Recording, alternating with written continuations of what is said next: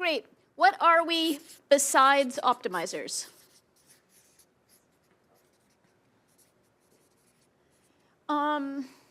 So clearly we don't have a fixed utility function. But what do we have besides a fixed utility function? We could say, well, we have a variable utility function. We could say we have multiple utility functions, like part of me wants this and a different part of me wants that, and then tomorrow maybe I will have changed myself so that I want something different. The part of it that I want to focus on that is what are we besides optimizers is we're an entity that's sort of constantly reforging itself into something that will cause itself to have more optimizer-ness or different optimizer-ness. Like we're sort of a self-sharpening knife or like a self-telosing entity. Sorry if I'm not making sense. I'll make more sense about that concept right now. So part of why I want to talk about what are we besides optimizers is, I don't know, I appreciate the invitation from this conference to be thinking together about what we would like to make if we do know how to make it.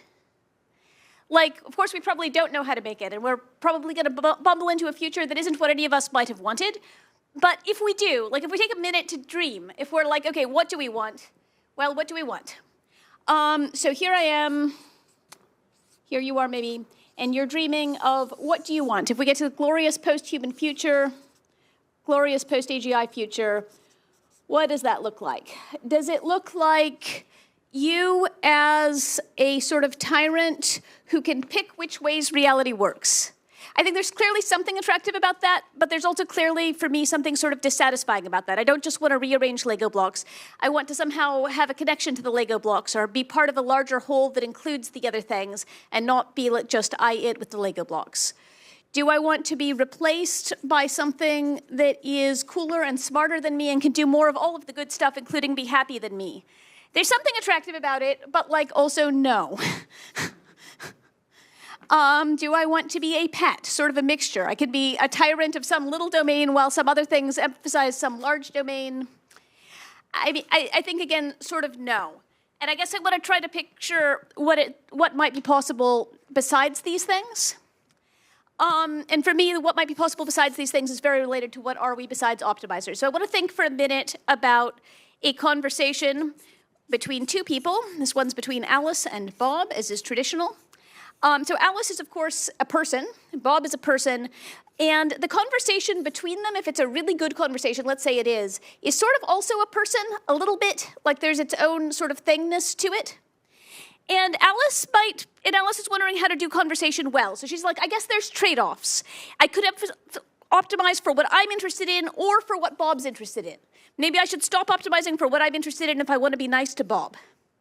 But this is wrong usually. In real good conversations, if Alice follows what she's most interested in, it'll probably become more interesting to Bob and vice versa. And this wouldn't make sense if you were doing optimization with a small number of variables and you could explore the space exhaustively, then there really would be trade-offs. But if there's a huge number of variables in a very high-dimensional space, then optimizing to do this one really well will help with doing that one really well, often, and will help with the conversation as a whole being really well. Like I think if you think about most of your best conversations ever, they involve the other person being really interested and you being really interested and everybody sort of being very selfish in ways that contributed to the whole. Anyway, my belief about what we are, or my model that I'd like to put out there about what we are besides optimizers, is that we're sort of bundles of little bitty teloses that are sort of intrinsic, sort of instrumental. They're places where you can make a profit. They're like, I have a good idea for how I could write a really good fugue right here. Why do I want to write a really good fugue?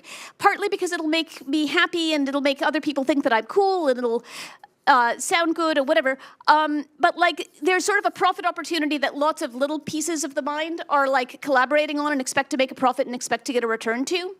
I like to think of our mind as being full of a whole bunch of pieces of pride or spark or telos that, as in Richard's model, are sort of multi-scale, like conglomerates of these things are bigger conglomerates, and they form and dissolve across time. I get really invested in a Go game, and 2 hours later I've sort of forgotten about it, but it had ancestors. Stories. And I think if you think about them like this, it's pretty plausible that they relate in the same way as Alice and Bob's thing, where you can have a piece that can like most pass on its own lineage and like end up part of the future of you. You think of these as having slightly independent sort of genetic mimetic histories and futures.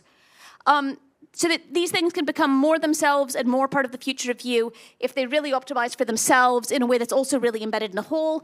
And I think this is what I want here, and I think it's what we're made out of. Thanks.